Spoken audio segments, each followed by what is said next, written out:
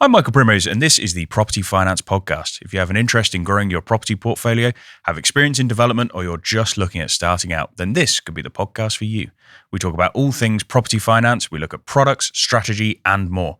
So keep listening and check out some of our other episodes to make sure that you're up to date with all things property finance.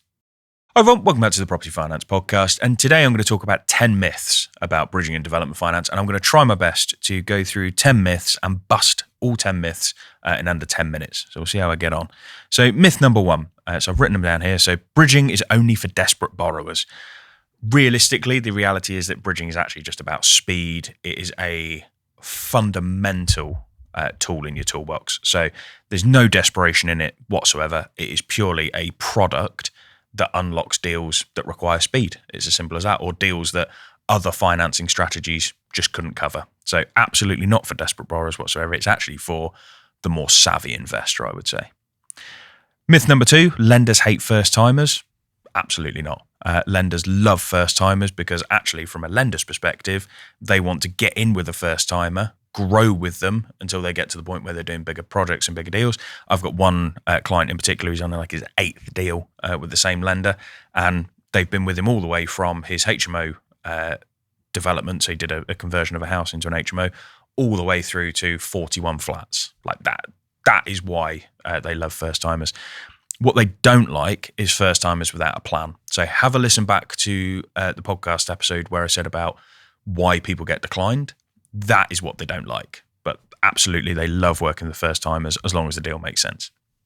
Myth number three, rate is everything. Absolutely not. So the net cost matters more so. So that's your interest rate plus your fees plus any professional fees, or more importantly, actually, it's the cost of lost opportunity. So you could be with the cheapest possible lender, but actually if they're slow, if they don't deliver on time, if you're losing out on deals, or potentially if drawdowns are slow and it's causing you cash flow pinch points, like rate is not everything by any stretch of the imagination. So there are so many different fundamental things that go into choosing the right lender. And again, we've done a podcast episode about why choosing the right lender is so key. Number four, GDV is guaranteed if I've seen 3 comparables or have received 3 comparables from agents. Absolutely not.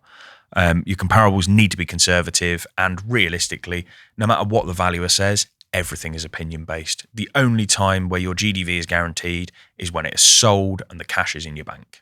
So simple as that, unfortunately. Refinance is automatic?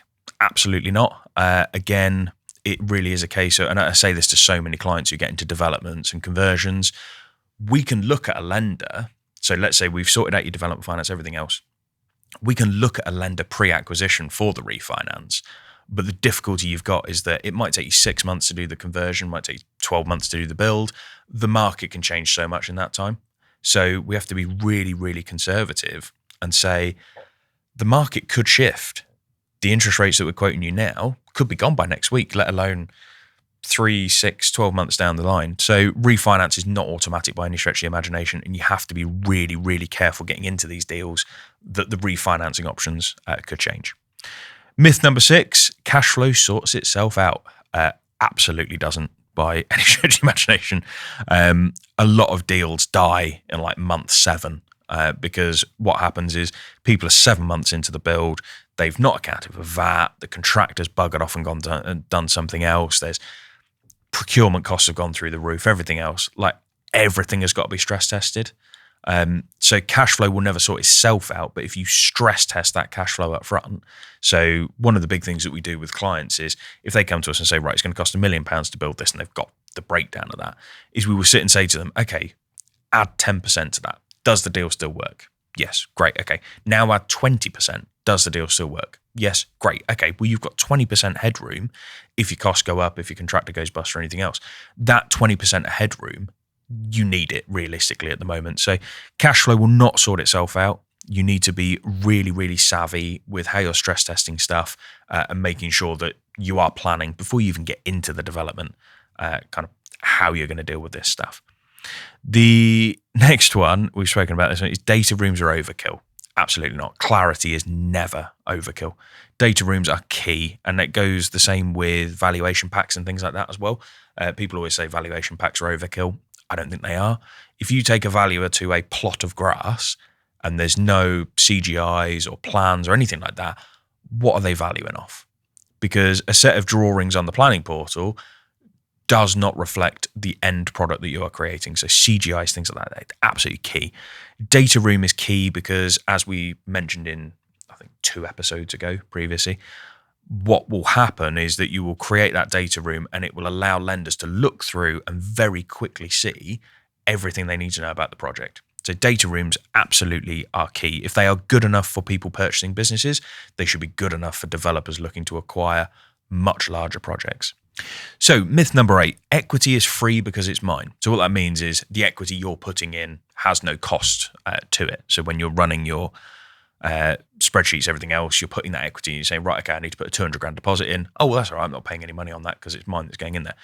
Equity has an opportunity cost. You have to factor in, if I put 200 grand into this development, rather than bringing it in from an investor or leveraging debt elsewhere, what am I missing out on elsewhere? So equity always has an opportunity cost, and you really need to think about whether you want to put your own equity into deals, whether you want to bring investors on board, whether you're looking to leverage up as high as possible.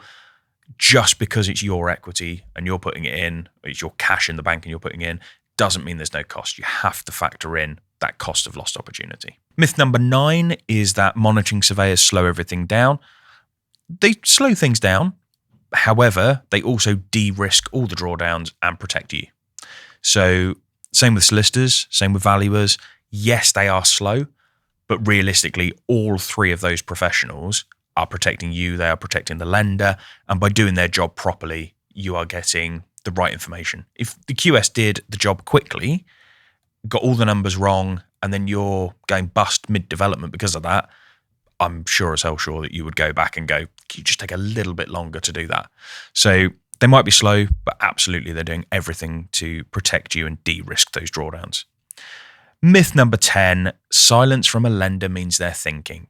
Unfortunately not. If it is silence from a lender, realistically, it's probably a no. Don't get me wrong, sometimes they may well be thinking, especially on mortgages, things like that. Lenders do take a bit more time, but if you're getting into bridging development, if stuff's gone a bit quiet, chances are it's a no. So I would really think about, if silence is starting to appear, repackage it, get it back out to lenders, and look elsewhere. If they come back after that, fine, have a discussion. But if they are slow making that initial discussion, they are going to be really slow through the rest of the process. So yeah, silence from a lender is not normally a good thing. 10 myths, all hopefully busted. I have no idea if I did it within 10 minutes or not. I'm sure I'll have a look back and find out. But hopefully you found that really helpful. That is just sort of 10 of the most kind of common ones that we come across. But yeah, hopefully that was handy. If so, like, share, subscribe, do all of that stuff for me. Comment, let me know that you enjoyed it. And otherwise, I will catch you on the next one.